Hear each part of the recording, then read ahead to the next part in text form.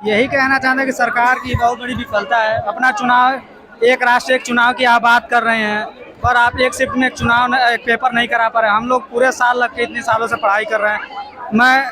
हम लोग घर नहीं जाते हैं, त्यौहार में भी घर नहीं जाते हैं, और इसी उम्मीद में है कि कल पढ़ाई कर लेंगे, अच्छे से नौकरी मिल जाएगी। पर सरकार हमेशा अभी अगले महीने तक की आप डेट दे रहे हैं, अगले महीने से कुंभ मेले का आप बहाना देंगे कि कुंभ महाकुंभ लग रहा है। आपके पास उतनी प्रशासन नहीं है कि आप चुनाव करा पाएंगे।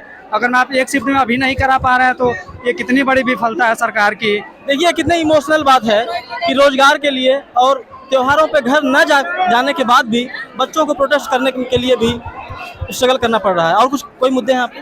सरकार से यही मुद्दे है कि आप जब भी चुनाव आता है तो इतने सारे निकाल रहे हैं, जब चुनाव जी खत्म होने के बाद अभी उपचुनाव भी होने वाले हैं 10 जिलों में, तो ऐसे में सरकार को चाहिए कि स्टूडेंटों का साथ दे। न्यूज़पेपर में हम पढ़ते रहते हैं कि इतना लाखों वैकेंसी योगी जी ने दी है, उस पर आप कुछ कहना चाहते हैं?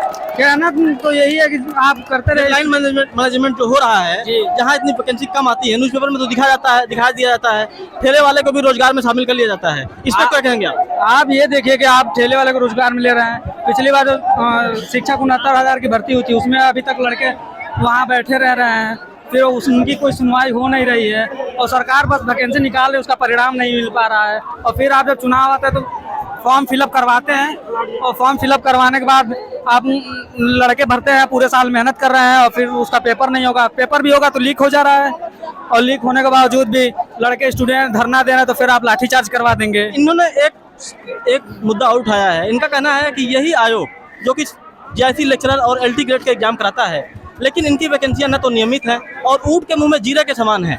जहां पे जो जरूरतें हैं, जीआईसी के जो शिक्षक यहाँ खाली हैं, जो बच्चे वहाँ पढ़ रहे हैं, उनके साथ भी तो अन्याय हो रहा है। जी, क्या कहेंगे? यही कहेंगे कि सरकार को उस पर ध्यान है, चाहे उनका जो आयोग है चुनाव कराने, अरे पेपर कराने वाला, उस पर ध्यान दे, और अपना जो प्रबंधन व्यवस्था है उसको सही बना के रखे। ठीक है, बहुत बहुत धन्यवाद आपका।